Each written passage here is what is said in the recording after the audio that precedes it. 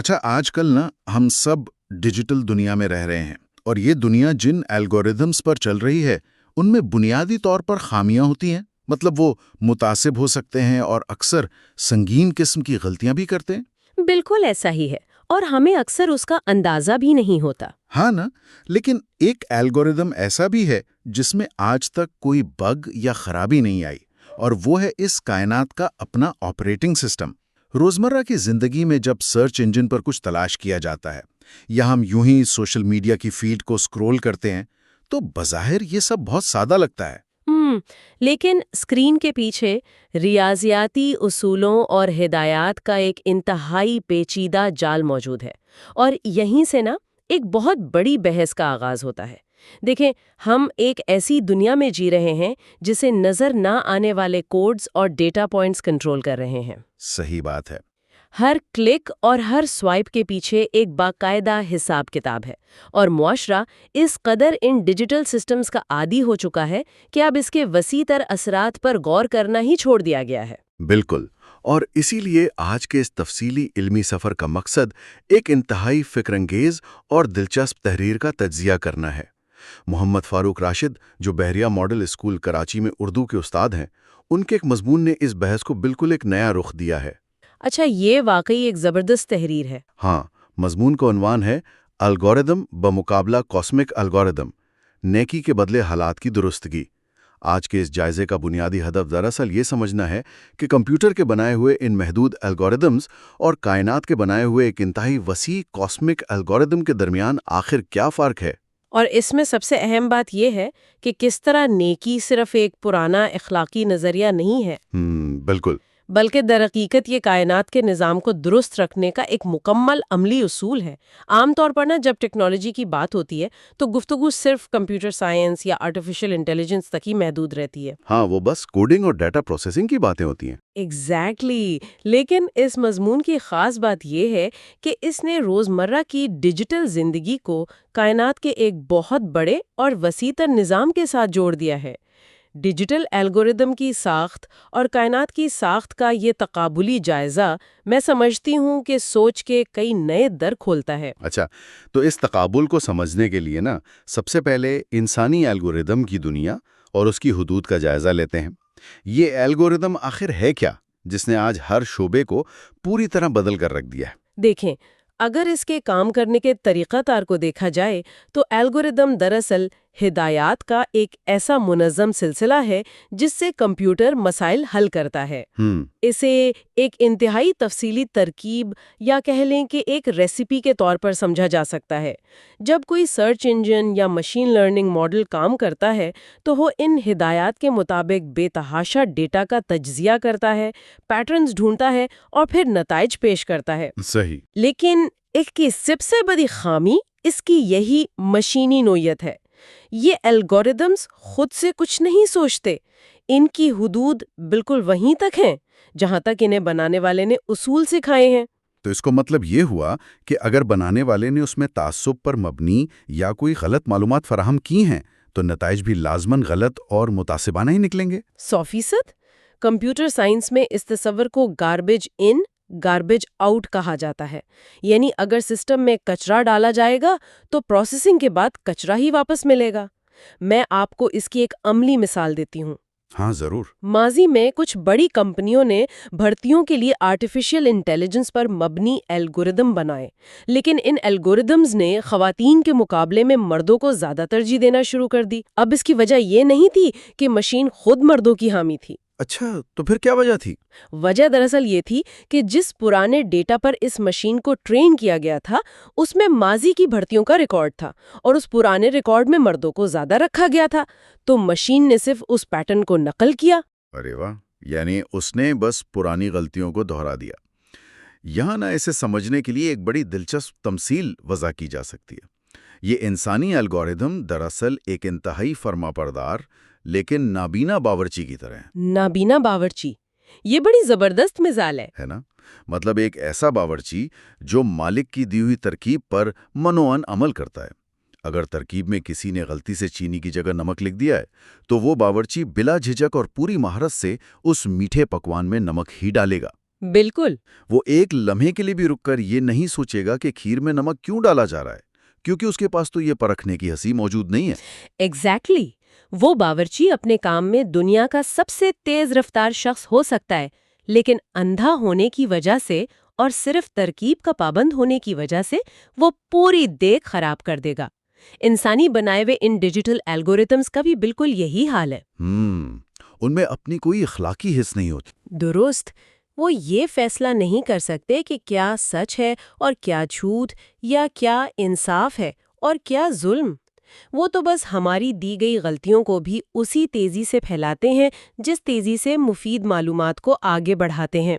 تو ایک منٹ، اگر ہماری موجودہ ٹیکنالوجی صرف اتنی ہی درست ہے جتنی انسان کی دی گئی ہدایات ہیں، تو پھر یہ سوچنے کی بات ہے کہ کیا اس پوری کائنات کا بھی کوئی ایسا خودکار نظام ہے جو ان خامیوں اور تعصبات سے پاک ہو؟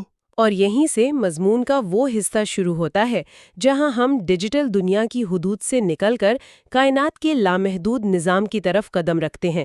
مصنف نے اس کے لیے کاسمک الگوریدم کی اصطلاح استعمال کی ہے. کاسمک الگوریدم، یہ ایک بہت گہرا تصور ہے۔ بے شک. اگر کائنات کے نظام پر غور کیا جائے نا تو ہر چیز ایک حیرت انگیز نظم و ضبط کا حصہ ہے.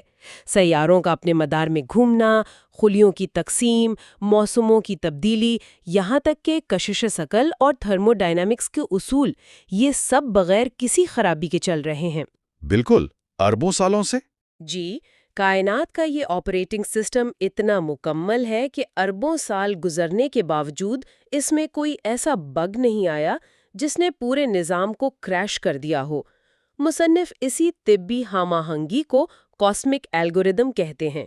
اچھا، ایک منٹ رکیے گا، یہاں میرے ذہن میں ایک تنقیدی سوال پیدا ہو رہا ہے۔ دیکھیں، یہ بات تو سائنسی طور پر ثابت ہے کہ طبعی قوانین یعنی فزیکل لاز موجود ہیں اور وہ کسی الگوریدم کی طرح کام کرتے ہیں۔ صحیح ہے. لیکن مصنف اپنے مضمون میں اس طبعی نظام کے اندر اخلاقی اور روحانی اصولوں کو بھی شامل کر رہے ہیں۔ ایک طبعی قانون کو اخلاقیات سے کیسے جوڑا جا سکتا ہے؟ میرا مطلب ہے، کشش ثقل کو اس بات سے کیا فرق پڑتا ہے کہ کوئی انسان سچ بول رہا ہے یا جھوٹ؟ یہ دونوں تو بالکل الگ میدان ہے نا؟ بہت اچھا سوال ہے. یہ اس پوری بحث کا سب سے اہم موڑ ہے. عام طور پر ہم واقعی سائنس اور اخلاقیات کو دو الگ خانوں میں رکھتے ہیں، لیکن میں یہ سمجھتی ہوں کہ مصنف کا استدلال یہ ہے کہ کائنات کا یہ کاسمک الگوریدم صرف مادے اور توانائی تک محدود نہیں ہے. تو پھر اس میں اور کیا شامل ہے؟ اس میں شعور، انسانی رویوں اور اخلاقیات کا بھی ایک مربوط توازن موجود ہے. کیونکہ ذرا سوچیں، انسان بھی تو اسی طبعی کائنات کا حصہ ہے نا؟ جب انسانی معاشرے اخلاقیات سے گرتے ہیں تو اس کے اثرات محض خیالی نہیں ہوتے، بلکہ وہ طبعی حقیقتوں کی شکل اختیار کر لیتے ہیں. طبعی حقیقتوں کی شکل سے کیا مراد ہے؟ مطلب اس کا طریقہ کار یا اس کا میکینزم کام کیسے کرتا ہے؟ دیکھیں، اسے کاز اینڈ ایفیکٹ یعنی علت و معلول کے قانون سے سمجھا جا سکتا ہے. تاریخ گواہ ہے کہ جب کسی معاشرے میں ظلم، ناانصافی یا دھوکہ دہی بڑھتی ہے تو وہ محض ایک اخلاقی زوال نہیں ہوتا. اس ناانصافی کے نتیجے میں معاشرے کے مختلف طبقات کے درمیان خلیج پیدا ہوتی ہے، استحصال بڑھتا ہے اور محرومی جنم لیتی ہے. بالکل، اور پھر وہ محرومی غصے میں بدلتی ہے۔ ایگزیکٹلی.